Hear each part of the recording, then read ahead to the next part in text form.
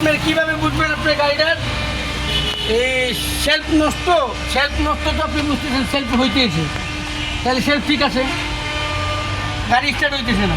কী কারণে হইতেছে না? তেলও আছে, গ্যাসও আছে, তেল গ্যাস দুটোটাই আছে, তাহলে আপনার গাড়ি স্টার্ট হইতেছে না কেন?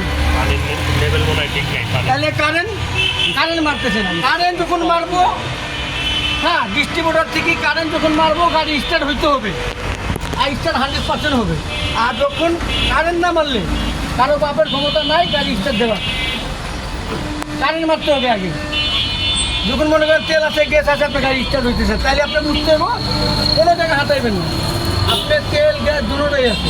তাহলে এনে দেখবেন কোনো ফায়ারিং করতেছে নাকি, ফায়ারিং করলে বুঝবেন এনে ডিস্ট্রিবিউটার লাইন ঠিক আছে, এই যে পিটের লাইন ঠিক আছে, তখন আপনি এই লাইনটা চেক করবেন ডিস্ট্রিবিউটার এন থেকে।